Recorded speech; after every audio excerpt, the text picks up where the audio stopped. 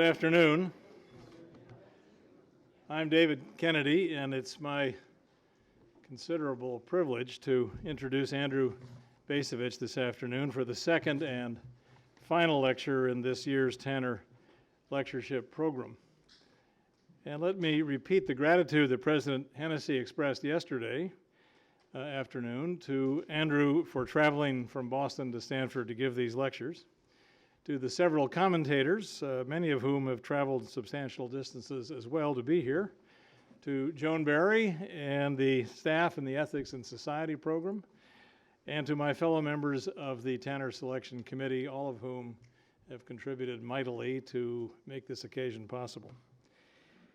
I first became acquainted with Andrew's work in the field of military history when I read his 2005 book, The New American Militarism: How Americans Are Seduced by War. And that book instructed me that Professor Bacevich and I shared an approach to military history that went beyond the traditional guns and bugles narratives to focus on the character, composition, and ethos of the nation's armed forces, and how their very structure and character play shaping roles in determining the security architecture of the United States and the making of national security policy.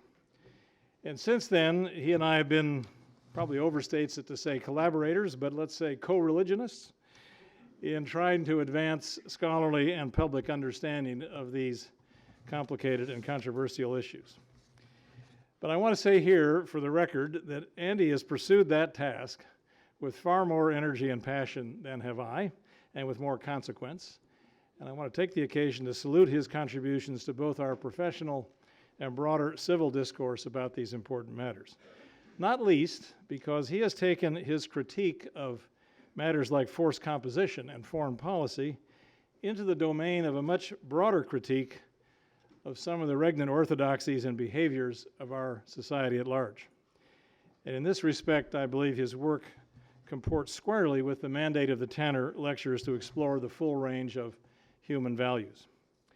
Now, it happens that I reviewed Andy's 2013 book entitled Breach of Trust: How Americans Failed Their Soldiers and Their Country. And that book explores with his customary acuity and some occasional uncommon heat the nature and uses of the all-volunteer force that we've had in place since 1973. And in that review, I called particular attention to the book's subtitle, How Americans Failed Their Soldiers and Their Country, and that subtitle's implications. It suggests, I wrote, quoting myself, that Bacevich attributes most of the blame for the civil-military divide not to the naivete or disingenuousness of the designers of the all-volunteer force, nor even to the brass whose careers the all-volunteer force has so lavishly burnished. The chief culprit, in his view, is the American people, the delinquent guardians of those, quote, deeply rooted and widely held values that the Thomas Gates Commission, which gave us the all-volunteer force, invoked so cavalierly. The reality, still quoting myself, as Bacevich sees it, is that today's Americans have mutated into passive spectators, not active citizens, across a wide spectrum of once sacred civic responsibilities. And though ostensibly a book about civil-military relations, beneath the surface of Breach of Trust, that book smolders a scalding indictment of a wide range of contemporary American culture. At several points, in fact, Bacevich's wrath erupts onto the page. His fellow citizens, he says, I'm quoting myself, now quoting him, are not victims but accessories. They have abandoned collective obligation in favor of personal choice. Their detachment, neglect, and inattention is directly responsible for the crisis in which the United States is mired and marinated in consumerism and intoxicated by the distractions of mass entertainment. Their once robust civil religion has been reduced to 3 solipsistic precepts. We will not change, we will not pay, we will not bleed. Now, yesterday, Professor Bacevich offered a compelling argument for the proposition that the United States has been engaged for more than 3 decades in a war for the greater Middle East, in which uncritical assumptions about the utility of conventionally superior military force have repeatedly substituted for well-considered principles of strategic coherence. Yesterday, he brought the story up to the catastrophic events of 9/11, 2001, and today he will follow with the story since that date. Andy Bacevich.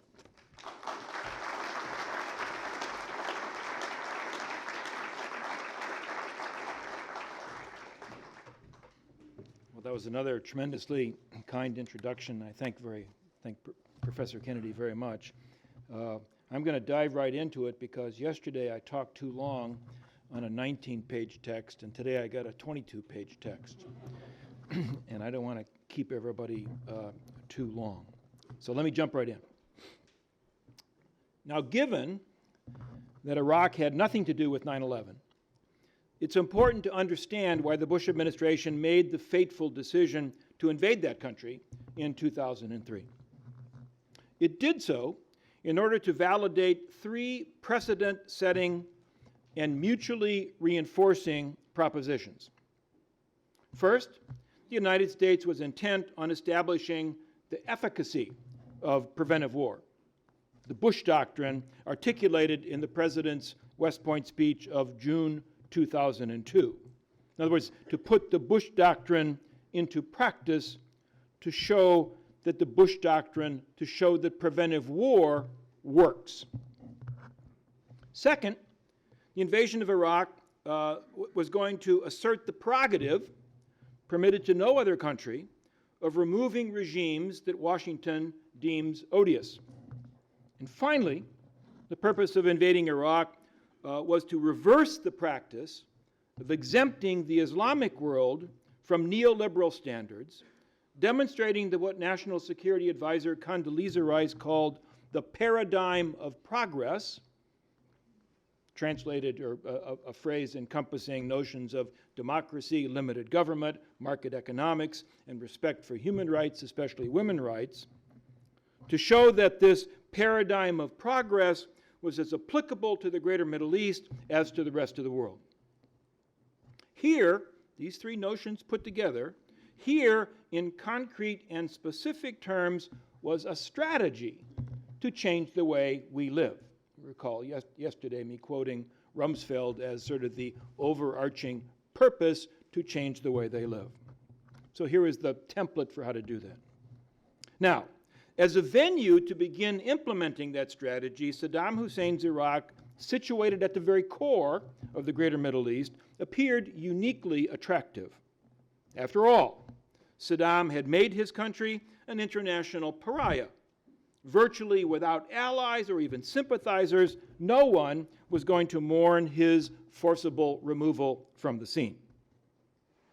Further, the Iraqi army was not like to pose significant opposition, having amply demonstrated its incompetence even before taking into account the effects of periodic U.S. bombing during the 1990s, along with a decade of crippling sanctions.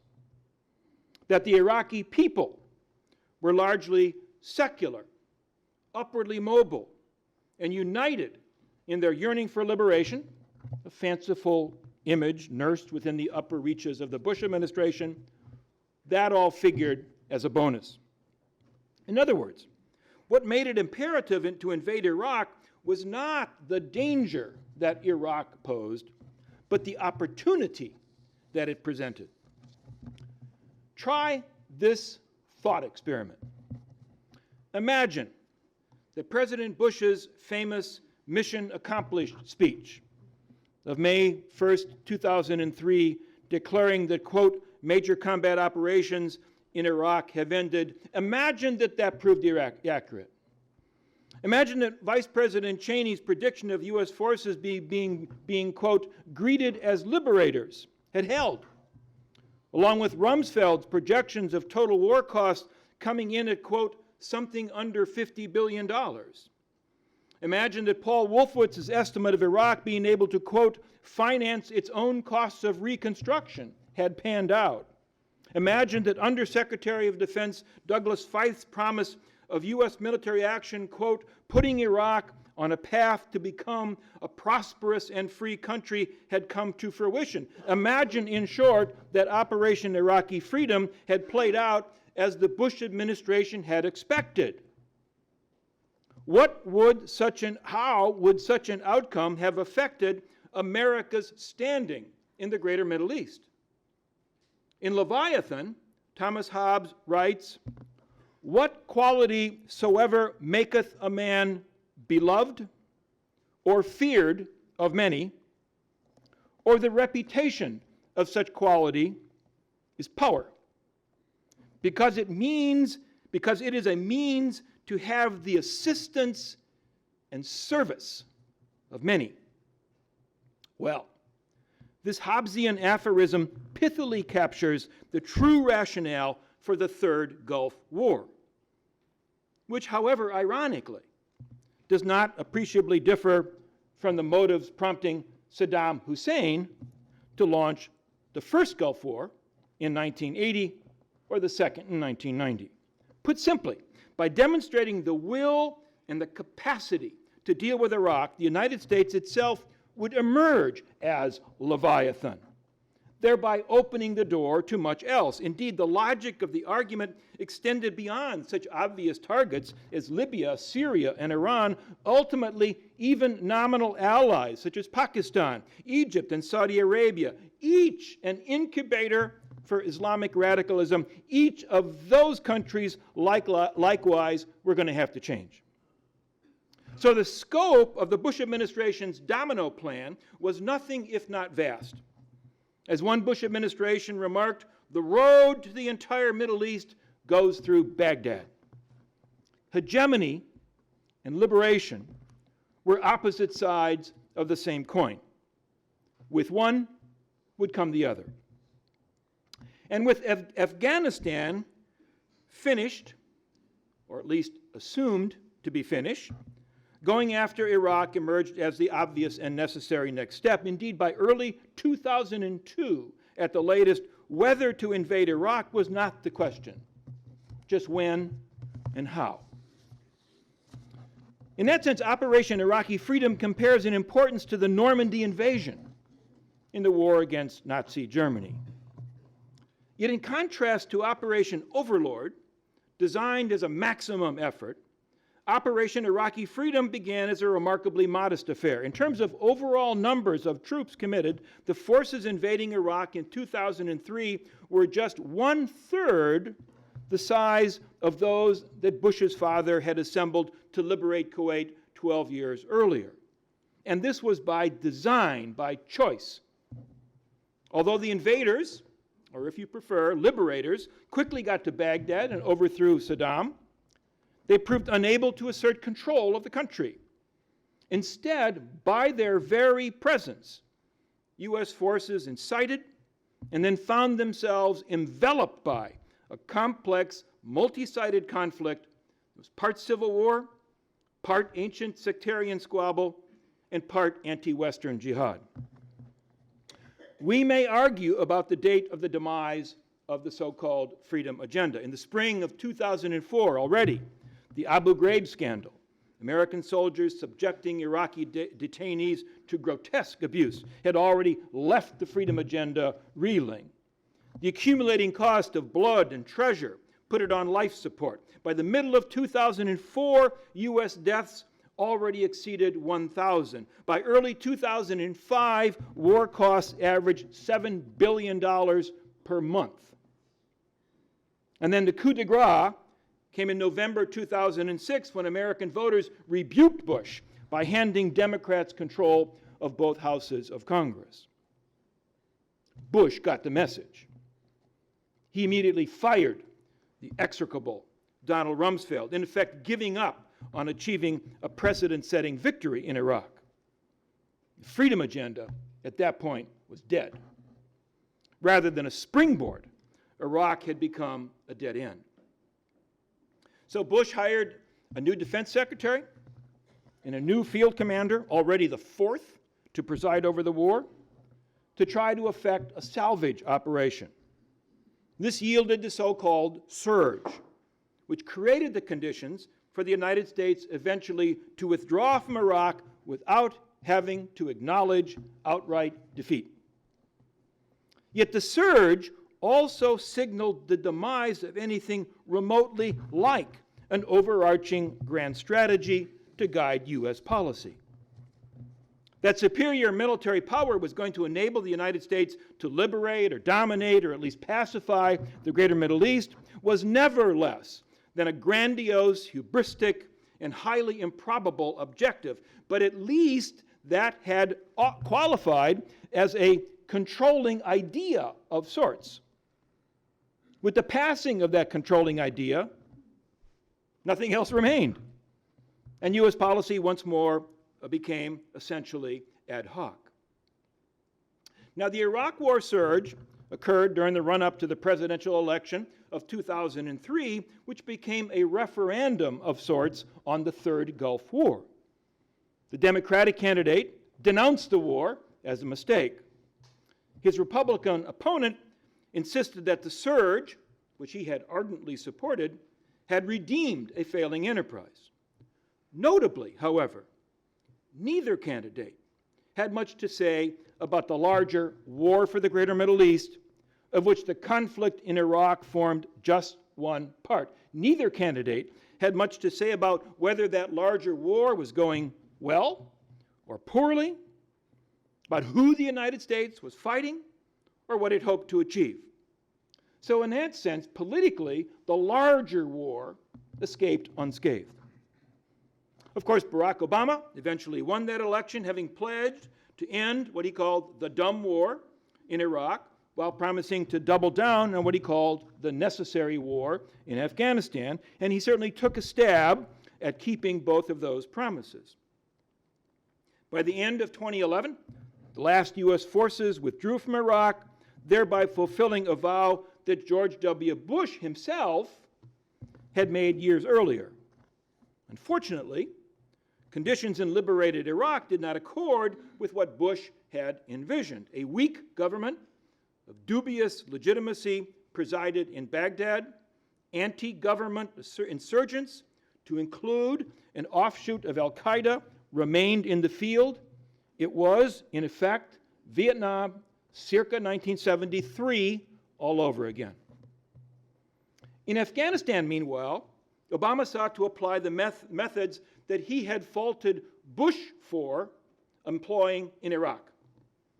He organized an Afghanistan surge, appointing a new commander who vowed to apply the counterinsurgency techniques that had supposedly made the Iraq surge such a success.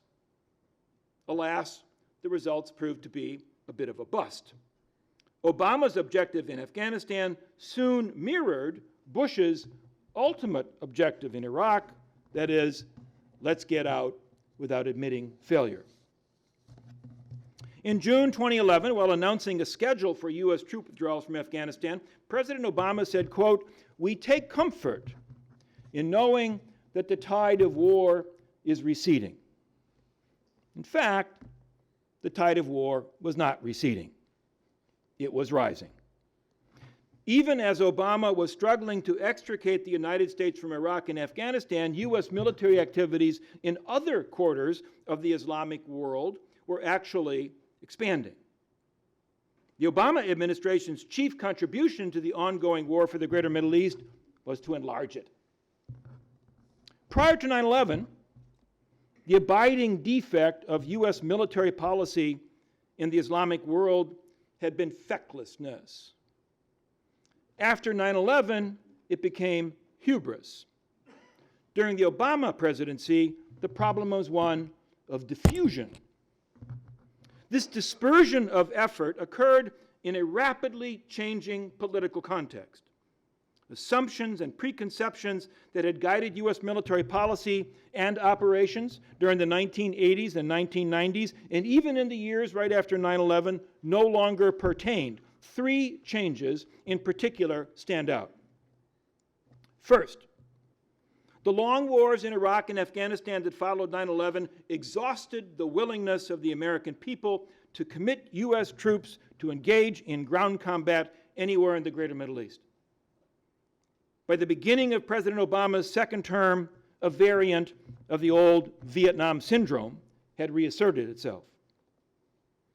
But this variant of the Vietnam syndrome did not translate into the wholesale demilitarization of U.S. policy. Indeed, Washington's appetite for armed intervention in the Islamic world persisted.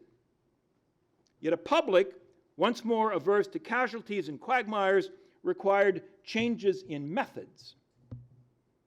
When Secretary of Defense Robert Gates remarked that anyone proposing, quote, to again send a big American army into Asia or into the Middle East or Africa needed to have his head examined, Gates was acknowledging this shift in public temper, and very few people contested his point. The invade and occupy to liberate phase of America's war for the greater Middle East had passed. Further change came in the form of political upheaval sweeping through much of the Arab world.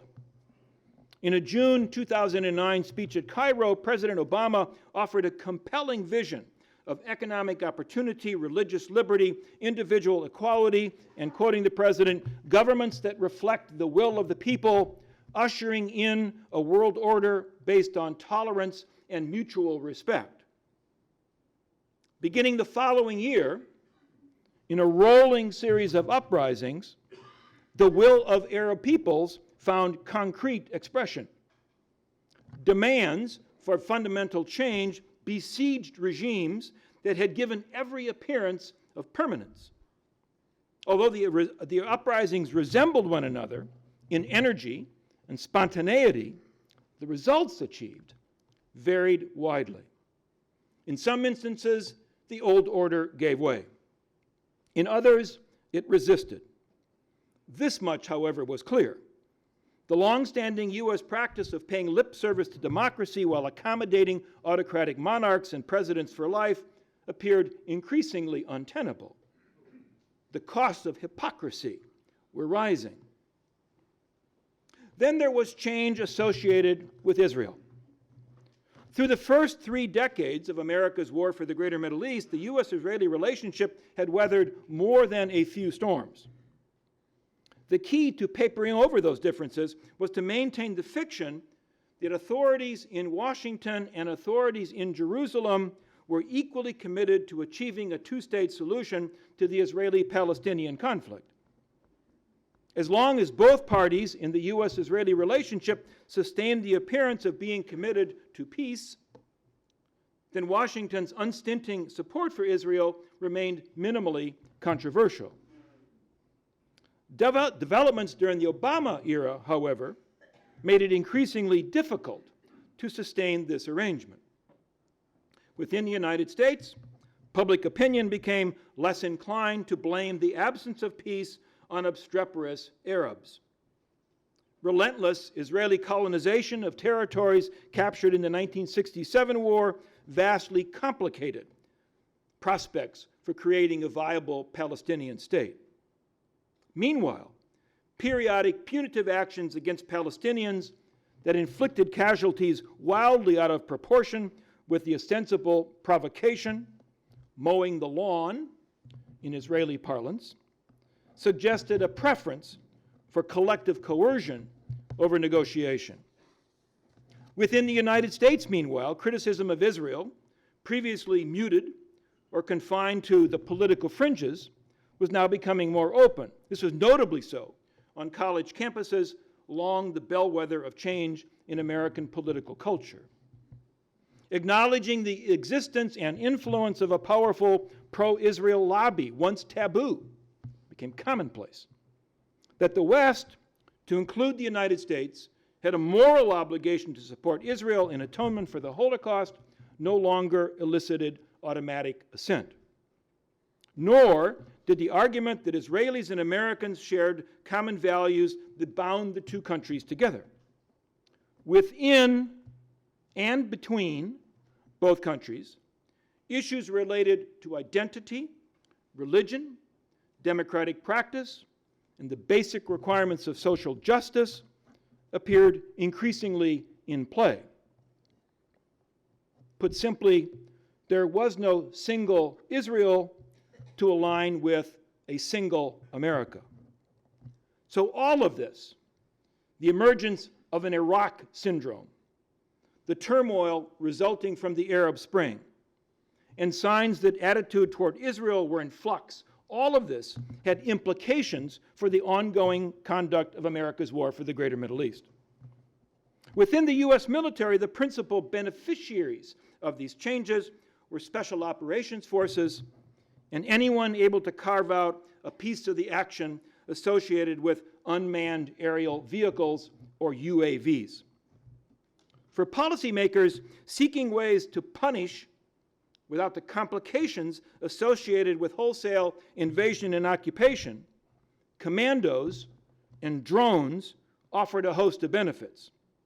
And during the fourth decade of America's war for the Greater Middle East, these emerged as the clear weapons of choice. The presidency of Barack Obama has coincided with what the commander of U.S. Special Operations Command has called the golden age of America's special operators.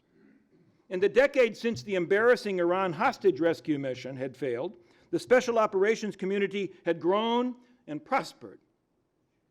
Over 72,000 strong by 2015, U.S. Special Operations Command was on track to surpass in size the entire British Army. Over the course of the previous year, SOCOM had operated in an astonishing 150 countries. No military force in history had acquired such a far-flung mandate. No institution with a comparably expansive reach had ever succeeded in maintaining such a low profile, thereby avoiding serious oversight except on its own preferred terms. I have to say, when I was rereading this, that sentence, I said to myself, Bacevich, have you forgotten the FBI under J. Edgar Hoover? The CIA under Dulles? Well, just let it stand.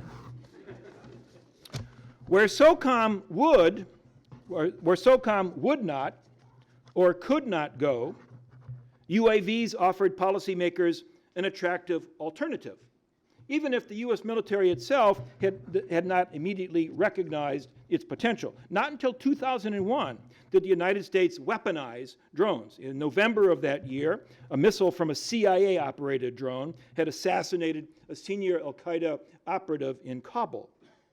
But from this point onward, from 2001 onward, enthusiasm for exploiting the potential of drones as a means to attack grew progressively.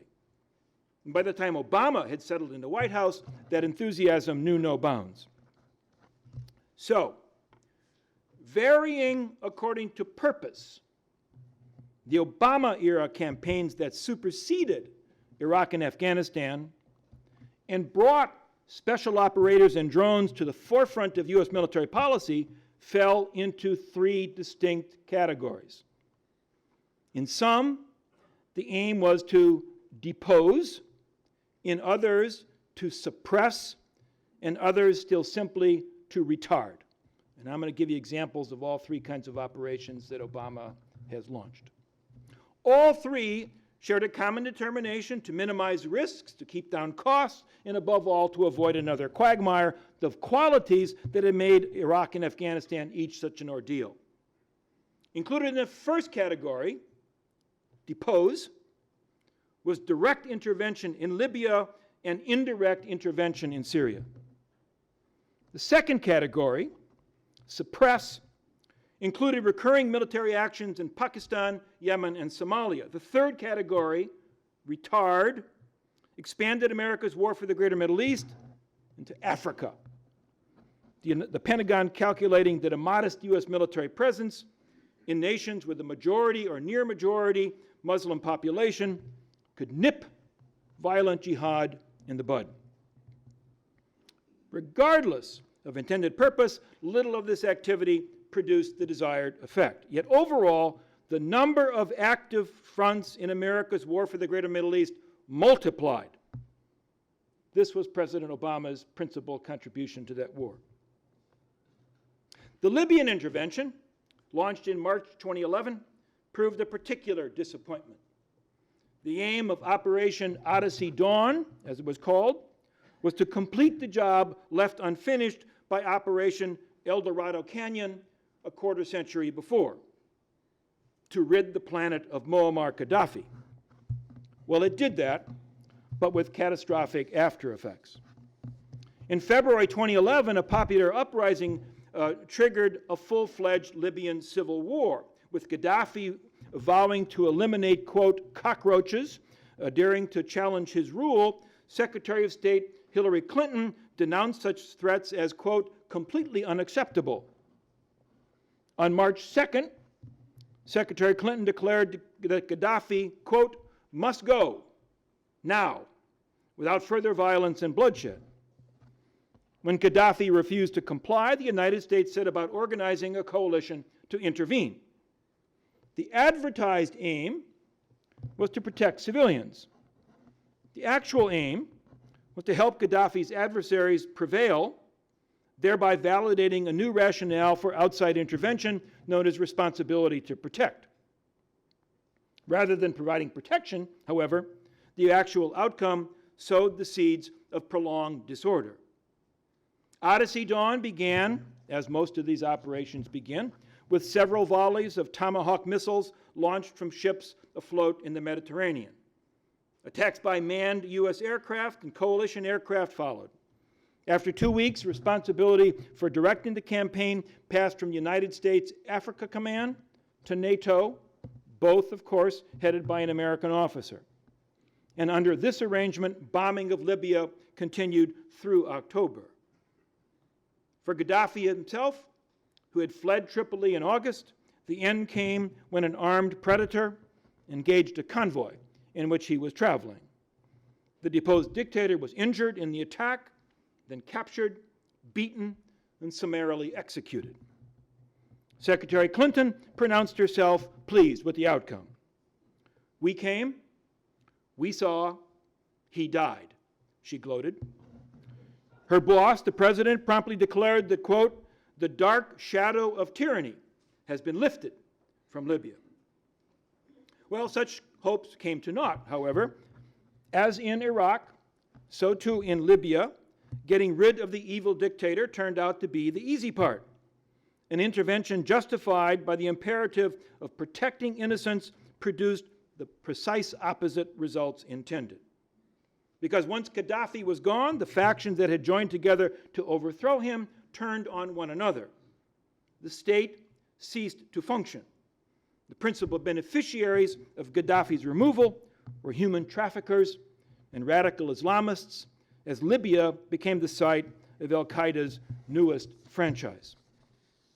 Even so, Libya represented a model of thoughtful planning and competent execution in comparison with Obama's one other foray into regime change.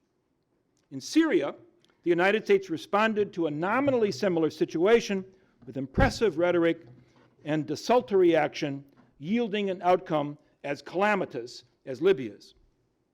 In Syria, the Arab Spring had generated popular demands for the ouster of President Bashar al-Assad and his Ba'athist regime. By April 2011, protests gave way to civil war. Echoing his Secretary of State on Gaddafi, Obama declared that Assad, quote, must go. Yet apart from inveighing against any Syrian government use of chemical weapons, his administration limited itself to various diplomatic and economic sanctions. Obama's reluctance became evident that summer when Assad violated the U.S. red line by employing chemical weapons. Now, to lesser provocations by Gaddafi in the 1980s and Saddam Hussein in the 1990s, Obama's predecessors had responded with punitive action. But Obama backed away, choosing instead to sign on to a Russian-brokered deal providing for the supervised destruction of Syria's chemical arsenal. Critics took Obama to task for making a threat and then failing to follow through. Yet the issue at hand was not credibility, but the difficulty of parsing the substantive U.S. interests at stake in Syria. How exactly did Syria matter? Although U.S. officials had ample justification for calling Assad a thug and a murderer, his opponents were hardly paragons of virtue. Many of those drawn to the conflict were themselves radical Islamists. Although the administration made a show of trying to funnel assistance to what it called moderate rebels, distinguishing moderates from those who were anything but moderate posed a real challenge. In effect, Obama's policy regarding Syria became one of limiting direct U.S. exposure while waiting to see who won. The problem was that neither side proved able to gain the upper hand. As a consequence, the toll of lives lost and ruined continued to mount, as did the number of those forced to flee their homes. And as this conflict dragged on, Obama stood accused of remaining passive in the face of a vast humanitarian disaster.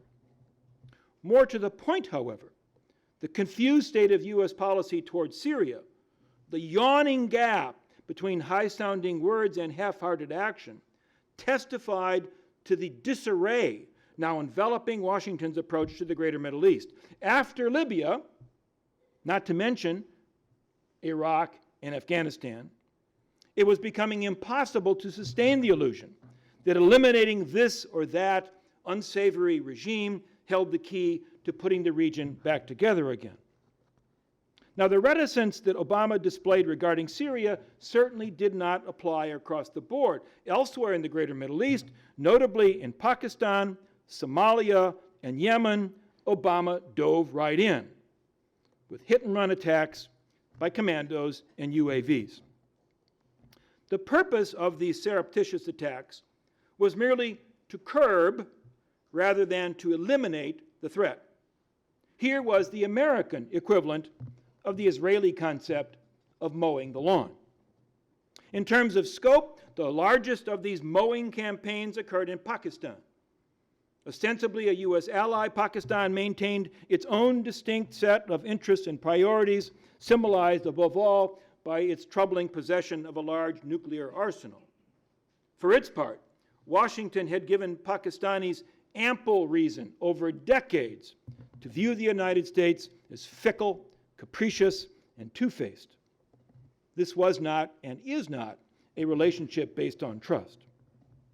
Yet to sustain Operation Enduring Freedom, Washington had needed Pakistan, if only because the principal supply routes into Afghanistan started at the Pakistani port of Karachi and then ran hundreds of miles overland toward Kabul and Kandahar. The United States also looked to Pakistan to deny the Taliban sanctuary along its own vast border. For at least two reasons, however, this did not happen. First, Pakistani generals saw the Afghan Taliban as potential allies once the Americans inevitably withdrew.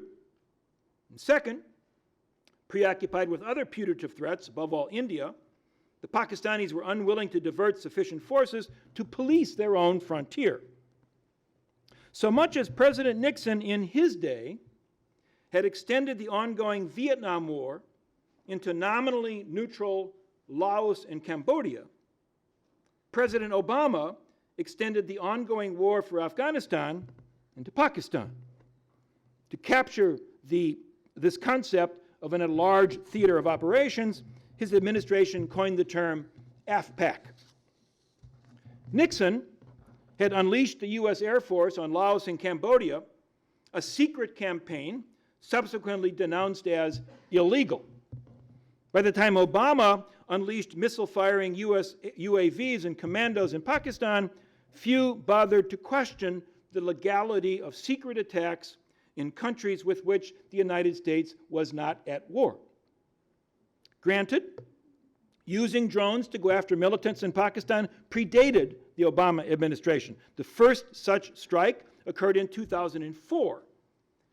But under Obama, the attacks intensified and became bureaucratically regularized. White House staffers managed what they called a disposition matrix to establish priorities and add names of persons to be killed or captured. Institutionalizing this kill list led directly to an increase in the number of strike missions. Under Bush, the annual tally of U.S. drone strikes in Pakistan reached double figures only once, the annual tally. During Obama's first term, UAV strikes in that country averaged 76 per year. Estimates of resulting casualties varied. But during the Obama presidency, drones operating over Pakistan killed at least 2,000 and perhaps more than 3,000 people. How many of those killed were militants, as opposed to innocent bystanders, was and is a matter of dispute.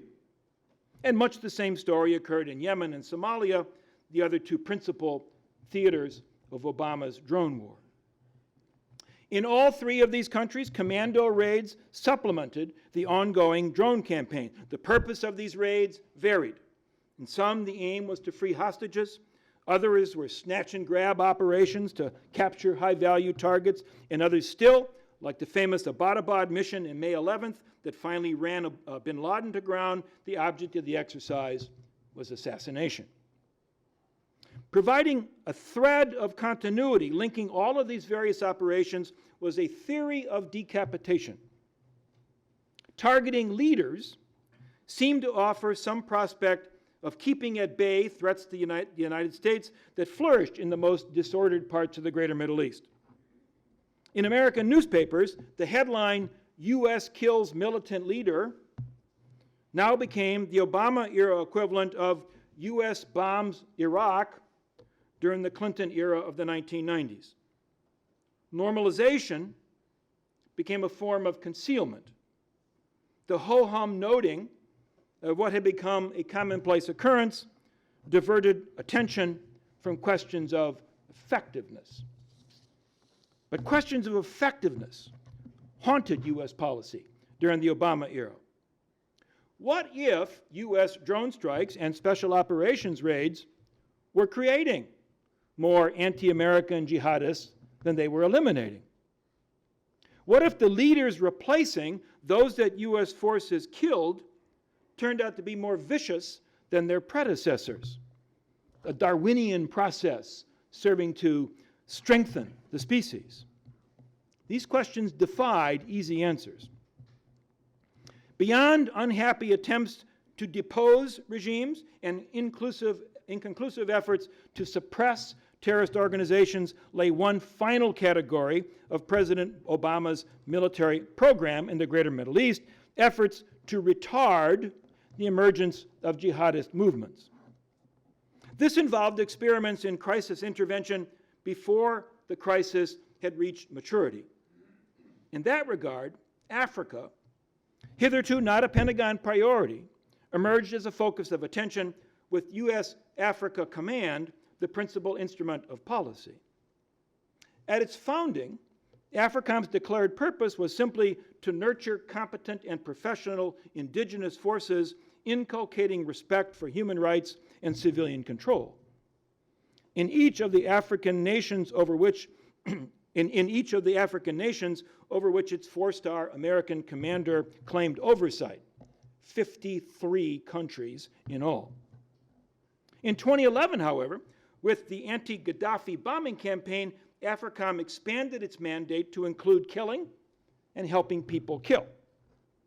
By 2013, the general in charge of AFRICOM's Special Operations Troops, an energetic proselytizer for the command, was describing Africa, quote, as the battlefield of tomorrow today. The specific battlefields to which AFRICOM devoted priority attention lay in countries where radical Islamists had gained a toehold, among them Chad, Mali, Mauritania, Niger, and Nigeria. Since the onset of its war for the greater Middle East, the United States had been of two minds about stability, seeking to undermine it in some instances while shoring it up in others.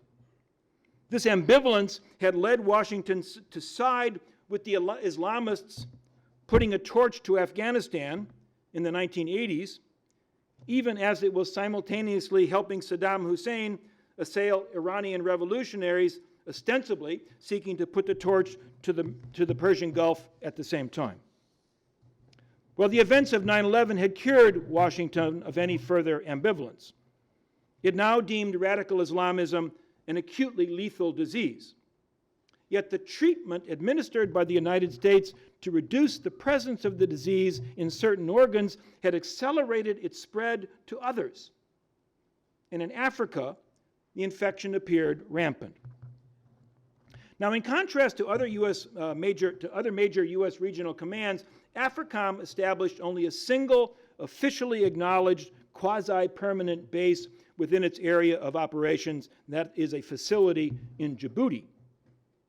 Yet this so-called small footprint approach did not prevent AFRICOM from maintaining a constellation of bases by other names, variously known as forward operating sites, contingency security locations, or simply contingency locations. An approving report in the Wall Street Journal deciphered the implications. In Africa, the United States had devised a new way, quoting this story, a new way to maintain its global dominance. Rather than stationing large forces in a few places, the Pentagon now, quoting, scattered small, nimble teams in many places. Well, even without fixed facilities, the U.S. military during the Obama era transformed Africa into a beehive of activity, with between 5,000 and 8,000 Americans present in the theater on any given day. Teams of U.S. soldiers were constantly rotating through the continent's northern and western reaches, offering instruction in weaponry, fieldcraft, and small unit tactics. Meanwhile, largely hidden from sight, special operators collaborated with local partners, attempting to ferret out the enemies of order.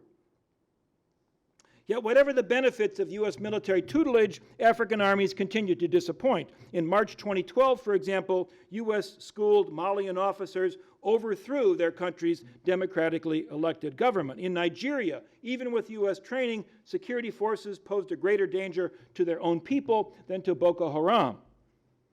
In April 2013, for example, as retribution for the killing of one of their own, Nigerian troops sacked the town of Baga, destroying 2,000 homes and murdering nearly 200 residents. Was the U.S. military enterprise in Africa headed in the right direction? Again, the question is a difficult one to answer. While it was easy enough to measure inputs, no one could doubt that AFRICOM was hard at it. Results tended to come in the form of promissory notes rather than bankable checks. Even so, U.S. military and civilian leaders persuaded themselves that they really had no choice but to press on. Granted, few Americans paid more than passing attention to these U.S. military activities in Africa. Why? Because their attention was once more being drawn to Iraq. There, a fourth Gulf War, dating from 2013, rendered a definitive verdict on the third Gulf War. When tested, the new U.S.-created Iraqi order proved itself unable to stand on its own, its manifest shortcomings drawing the United States into another round of fighting. Further complicating the situation was the evolving situation in neighboring Syria. There, the ongoing civil war to which the Obama administration had reacted with such inconstancy morphed into a multi-sided affair involving not only the Assad regime and rebel groups of various stripes seeking to overthrow Assad, but also a new entity bent on carving out of Syria and Iraq the beginnings of a new pan-Islamic caliphate. The fourth Gulf War was nothing if not complicated. This new entity, variously referred to as ISIS, ISIL, or simply the Islamic State, was not really a state, but an anti-state. It aimed to demolish the state system created by 19th and early 20th century Europeans who had reconfigured the greater Middle East to suit their own imperial purposes. But propping up the legacy of empire, despite its manifold defects, now seemed to hold out the best chance of stopping the new caliphate in its tracks. But by President Obama's second term, Americans had pretty much exhausted their enthusiasm for rescuing Iraq. Furthermore, it was not self-evident that ISIS, however vile, It's not evident that ISIS posed an immediate danger to the United States. Its power projection capabilities were actually quite limited. As a proximate threat to America, you could argue ISIS lagged well behind Chinese hackers and Mexican drug lords. On the other hand, the famous Pottery Barn rule, devised by Secretary of State Colin Powell, if you break it, you own it, still lingered to haunt whatever passed for conscience in the inner sanctums of American power. Back in 2003, the United States had indubitably broken Iraq. Subsequent efforts to restore the country had fallen short. Here was the second harvest of poisonous fruit from Operation Iraqi Freedom. Yet I would argue that what drew the United States into the Fourth Gulf War was less a sense of moral responsibility than sheer monomania. By now, the entire national security apparatus had become so accustomed to seeing the greater Middle East as a domain of U.S. military action that its ability to think otherwise has withered to the point of non-existence. Why did Washington choose to re-engage militarily in Iraq? Because it couldn't think of anything better to do. Well, in December of 2013, ISIS seized Fallujah and emerged from al-Qaeda's shadows. Early the following month, the organization's supreme leader declared the founding of a new caliphate and pronounced himself caliph. Worse was still to come. In June 2014, a force of fewer than 1,000 ISIS fighters captured Mosul, Iraq's second largest city. Iraqi defenders, two whole divisions, offered alarmingly little resistance. For a time, Baghdad itself seemed vulnerable. Well, in Washington, something akin to panic set in. Senator John McCain described ISIS as the greatest threat since the Cold War. All the critics agreed in placing this problem at Obama's feet. When it came to Iraq, they said he had not cared enough. He had not done enough. None of the critics gave more than passing attention to assessing the consequences of what the United States had already done in Iraq and also elsewhere in the region over the course of several decades. Washington suffered from the inverse of early-stage Alzheimer's. Short-term memory, going back a week or 10 days, was perfectly intact. Everything else was gone. Now, the Obama administration itself shared this disinclination to examine the past. Without admitting error, it responded to the crisis caused by ISIS, much as its critics were actually demanding. So the president ordered the repositioning of U.S. air assets in anticipation of what he called targeted and precise military action. He also dispatched U.S. troops to, quote, train, advise, and support Iraqi security forces. Without saying so, the president also ordered special operations forces into action. On August 7th, citing the plight of the Yazidi religious sect that ISIS was threatening to exterminate, President Obama announced the beginning of a U.S. air campaign against the Islamic State. Even as he assured Americans, quote, I will not allow the United States to be dragged into fighting another war in Iraq. Airstrikes began the next day. And by any commonly understood definition of the term, the United States was once more at war in Iraq. By September 9th, the president went back on national television to announce his intention to, quote, degrade and ultimately destroy the Islamic State, again quoting, through a comprehensive and sustained counterterrorism strategy. In practical terms, that meant the need to liberate ISIS-occupied cities and regain control of Iraq's porous borders. Both of these tasks promised to be very challenging. Obama's war that was not really a war was going to entail major exertions, and it was going to take time. Now, in American military lexicon, mission creep is a term of opprobrium, redolent with connotations similar to Vietnam's gradual escalation. It suggests action without clearly defined purpose. Well, when it came to ISIS, the mission was undeniably creeping. During the fall of 2014, the air effort ramped up, as did efforts to train Iraqi security forces. By year's end, there were 3,000 U.S. military personnel back in country. Sadly, upon their arrival, the Americans discovered that the Iraqi army, so laboriously created during the years of U.S. occupation, had essentially vanished. Rebuilding meant starting from the ground up.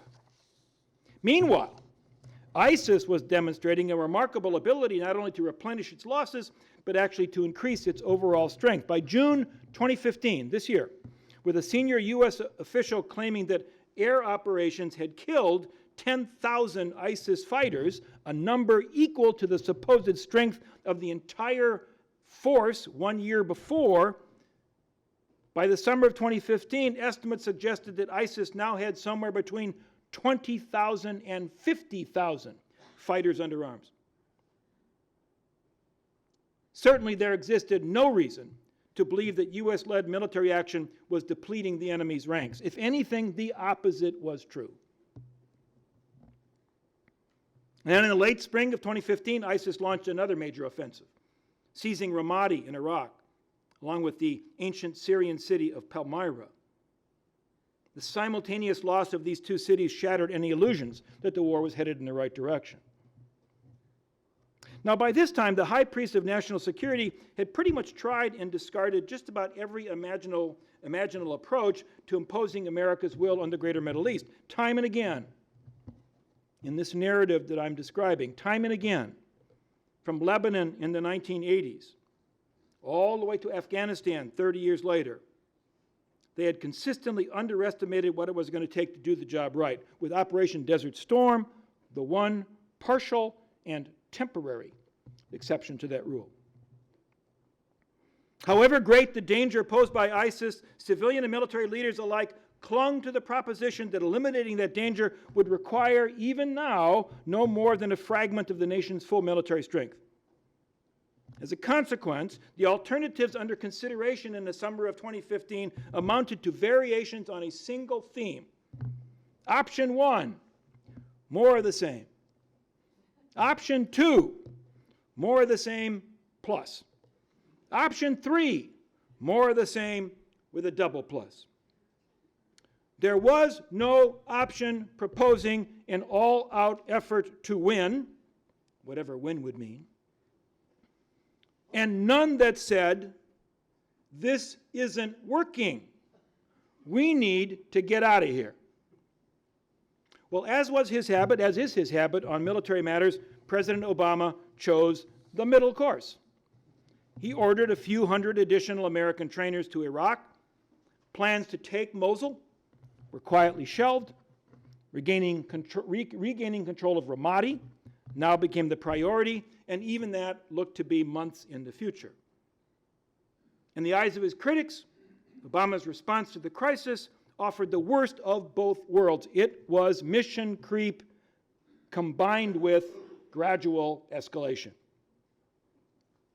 Now, an American right wing that loathed Obama as passionately as the left had loathed Obama's predecessor suspected the president of nefariously plotting to get out of Iraq by allowing Iran in. Diplomatic negotiations initiated to prevent Iran from acquiring nuclear weapons, they believed, were actually intended to end that country's exclusion from regional politics. Now, on the surface, the likelihood of an American rapprochement with Iran appeared remote. Now, however, the increasingly disordered condition of the Middle East and the failure of past American efforts to quell that disorder suggested the time just might be ripe for a Nixon goes to China moment. And in a sense, the hardliners had good reason for denouncing Obama's supposed appeasement of Iran. But Obama's real offense was not that he was giving Iran a green light to acquire a nuclear arsenal. It was his refusal to defer to the wishes of Israel and Gulf Arabs who wanted Iran kept in its box. Removing Iran from the official American enemies list was likely to have game-changing implications. Recall that America's war for the greater Middle East had begun in Iran with the overthrow of the Shah and the ensuing hostage crisis. Since then, apart from the bizarre Iran-Contra episode, Washington had viewed Iran as the other, and Iran had returned U.S. hostility with interest. During the next several decades, something between a Cold War and a real war had ensued. In the first Gulf War, 1980, 1988, the U.S. had intervened against Iran on Saddam Hussein's behalf. Payback came in the third Gulf War, when Iran supported Iraqi Shiite militias who were killing U.S. troops. More recently, the United States had collaborated with Israel in orchestrating a series of covert attacks aimed at retarding Iran's suspected efforts to develop nuclear weapons. This was Operation Olympic Games, initiated by President Bush in 2006 and then embraced by his successor. The most notable episode in this campaign occurred in 2010 when the United States employed a computer virus called Stuxnet to penetrate Iran's Natanz nuclear enrichment facility.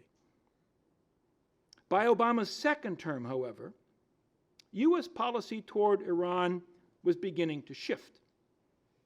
Rather than attempting with Israel to disrupt Iran's nuclear program, the United States was seeking, despite Israel, to persuade Iran to curtail that program. And in July 2015, a complex and protracted negotiations involving all 5 permanent members of the UN Security Council, plus Germany and Iran, produced an agreement. While some celebrated the outcome as a diplomatic triumph, others denounced it as a capitulation. Yet the rush to declare the Iran nuclear deal a disaster was as premature as declaring the overthrow of Saddam Hussein or of Muammar Gaddafi a historic victory. The agreement's actual implications will only emerge over time and are very likely to differ from the expectations of both proponents and naysayers.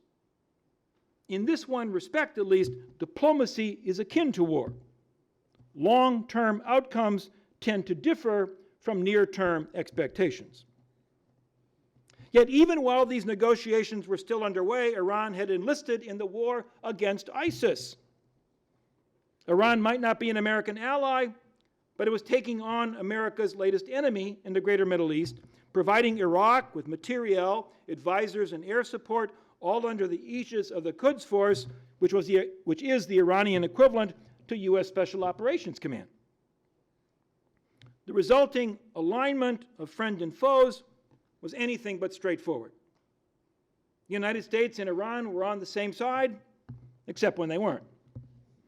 Within the territorial confines of Iraq, they faced a common enemy while sharing a common near-term objective, destroying that enemy. That common purpose did not extend to Iraq's future, however. Shiite-majority Iran clearly intends to exercise considerable sway over its Shiite-majority neighbor, and it's not about to ask Washington's permission to do so.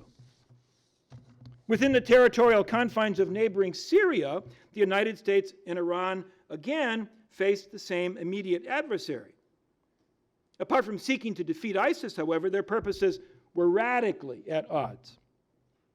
The United States clings to the hope of moderate rebels ousting the Assad regime, while fearing that radical Islamists might actually succeed in doing so. For its part, Iran is resolutely determined to keep Assad in power. For Tehran, having a friendly regime in Damascus is non-negotiable. It's all a bit like Eastern Europe at the end of World War II. FDR had fancied that Poles and Czechs, once liberated from Nazi occupation, might enjoy freedom and independence. Stalin had other ideas. And Poland and Czechoslovakia, soon after the war, slipped behind the Iron Curtain. As much as Americans might nurse fantasies of Iraq, once liberated from ISIS, enjoying freedom and independence, Iranian authorities clearly have other ideas. And like Stalin in 1945, they enjoy several advantages, not least of all, proximity. Keeping Iran out of Iraq and ejecting it from Syria would come at a very high price. And Obama, I believe, is no more inclined to pay that price than Roosevelt and Truman were inclined to pay the price of preventing Eastern Europe's absorption into the Soviet sphere. Now, in the fall of 2015, no one can say with certainty how the fight with ISIS is going to turn out. But victory, if achieved, is likely to come at the expense of Iraqis and Syrians, precisely as the Allied victory over Nazi Germany came at the expense of Poles and Czechs. Iran is going to end up the principal beneficiary, with the United States ill-positioned to do anything more than register protests. And the Obama administration appears to recognize this, even if its more bellicose critics do not. Would defeating ISIS actually solve anything? Probably not, since the conditions that have given rise to ISIS will still persist. Yet focusing on this one specific manifestation of a larger problem provides an excuse to skip lightly past matters of far greater moment. It's like foreign drug cartels and the American epidemic of drug abuse and addiction. You can pretend that attacking the former is going to reduce the latter, but you're kidding yourself. In Washington, one subject in particular remains off limits: the overall progress and prospects of the U.S. military project in the Islamic world. 35 years after Jimmy Carter signed off on the Carter Doctrine, that project appears further removed from completion than when it began. By almost any measure, the region is less stable and more dangerous than it was back in 1980. Not only have American purposes been unfulfilled, it becomes increasingly difficult to identify those to define those purposes with any specificity. It's a generational problem. JCS Chairman General Martin Dempsey told the Senate committee in June of this year. It, as Dempsey explained on another occasion, was the danger of what he called loosely connected groups that, quoting now, that run from Afghanistan across the Arabian Peninsula into Yemen, to the Horn of Africa, and into North and West Africa. End of quote. Whether or not U.S. officials or the American people are willing to characterize the existence of an ongoing war for the greater Middle East, in other words, Dempsey knows that's exactly where we find ourselves. The stakes go well beyond merely political, Dempsey emphasized. It is a war of ideology and religion, he said. Thwarting this network of groups, quoting, he said now, most of which are local, some of which are regional, some of which are global, was going to entail what he called a very long contest. How long? How much longer than it has already run? Wisely, Dempsey did not hazard a guess. No one had a clue. Let me amend that. No one has a clue. Thank you.